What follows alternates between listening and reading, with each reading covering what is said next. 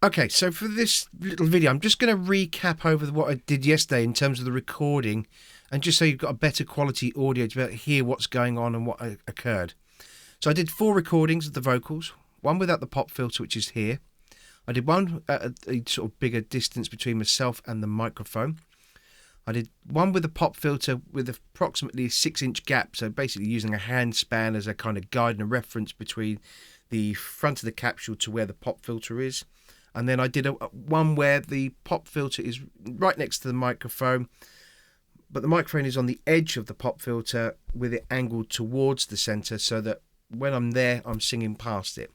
What we want to be listening for is the different kind of qualities that occur with the microphone and the artifacts as well, and some of the problems we might face. So if I play the first section here, which is the non-pop filter, and essentially I'm on top of the microphone as well. Listen to the proximity and the sound and the kind of warmth that comes from the vocal, but at the same time, listen to the artifacts that occur as well and the problems that we get when you hear the plosives going into the microphone. So here we go.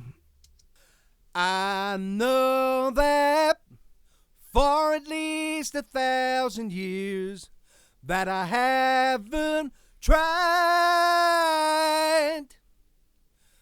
And I know that for maybe 10 or 12 long years I've seen you cry. And I know that where the chains are due market, I'll find my shoes. And I know that gotta save myself again. Win or lose, lose. So you're hearing there's a few kind of additional plosives that appear, and it almost sounds like a bass drum, doesn't it? In the vocal mic, which is not what we want. And the problem is once you record that in there, it's virtually impossible to remove that, because essentially what's happening is the capsule of the microphone is freaking out. Especially in this section here. If you listen to it very carefully, you hear the pop, pop, pop. For maybe 10 or 12 long years. And especially here on the win as well, there's a massive blast of air. Win. And a thump that goes with it. So we can't remove those things. So it's got a kind of open top end, but the problem is it's being masked by this kind of popping and the sounds because of that capsule freaking out. As I say, there's that nice kind of chest and warmth about it, but this is not usable. However, there are people that would do recordings and put that forward. As I say, it's very difficult to get rid of. A way around that, if you don't have a pop filter, is to maybe think about moving the microphone up out of the sort of the area of the mouth, and then have it pointing down. If you take a look at some of the 1950s and 60s photos of people like Frank Sinatra, those mics are kind of up and angled down towards the mouth, and so they're not necessarily singing into directly for the microphone, but they've still got that closeness about it.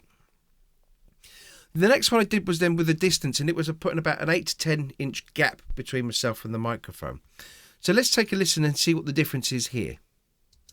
I know that for at least 1,000 years that I haven't tried. And I know that for maybe 10 or 12 long years I've seen you cry. And I know that where the chains are due market, I find my shoes. And I know that gotta save myself again. Win or lose, lose. So instantly, it's better in terms of we don't have the kind of spikiness about it, because there in that section there, wasn't it? If we go back very quickly, I'll remind you of the sort of the bass drum included in that. For maybe 10 or 12 long. And if I go back to the one above it and listen. For maybe 10 or 12 long years. So there's not those additional plosives in with the transients of those words and the letters, but what you can hear more of is the room within the microphone as well. So in the space. So that's something to consider. And there's not the same kind of close warmth and presence about the vocal as well. So there's a trade-off. We've got a much more consistent performance there. And that's, as I say, because the air gap between the microphone and everything acts as a really good natural compressor. The third version I did, as I say, is with the pop filter. And the traditional kind of sort of suggested method is to use the handspan kind of distance so that you place the capsule there and the pop filter on that side. And that air gap and that kind of thing there will be, it should be enough to get a good sort of kind of sound, but without the plosives because you've got the pop filter in it. So let's check out that and let's see what happens. I know that for at least 1,000 years that I haven't tried. And I know that for maybe 10 or 12 long years I've seen you cry. And I know that where the chains are to market, I find my shoes. And I know that gotta save myself again, win or lose, lose. Okay, so that was all right in terms of the sound. We still don't have necessarily that proximity in there, but we have got good control of all the plosives. We can hear the transient of some of the letters and the starts of the words in there, which is fine, without the kind of added bass drum effect. The only thing that you have to be wary of as well with the pop filter is that it dissipates some of the high frequency energy as well. So it doesn't necessarily have the same shine as compared to the non-pop filter version. So if I just play the first section there of this version, I know that.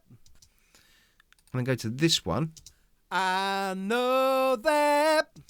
it just seems a little darker. It doesn't have quite the same sheen, and you start to hear it throughout the track anyway.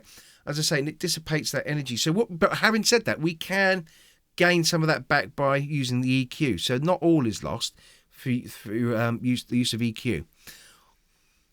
If we go now to the final version, so what I've got is the microphone is up against the pop shield, but it's to the side of it, and then angled into the center. So think about when you're doing guitar recordings, when you're doing that off axis and the 45-degree angle to the center.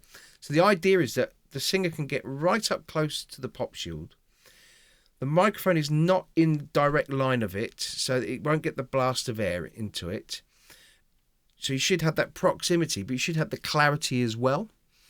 And as I say, using a mic stand off to one side as well, so it's in the view, will help a singer keep their positioning in terms of the singing as well. So they won't be drawn, because the problem is they'll be drawn to the microphone potentially, and they tend to look at it and kind of go, well, that doesn't look like the pop shield should be in front of the microphone. You need to kind of let them know that it's okay and it's fine, just to kind of concentrate and make sure they put their lyrics and it's off to one side. It's a way of kind of keeping their gaze away from the center of that microphone, and as long as they sing past it, we should then end up with a really nice warm vocal which has got loads of proximity, which we can tame if there's too much. It's better to have it and remove it than not have it and then try and put it in, because if you don't capture something into the microphone, you can't put it in.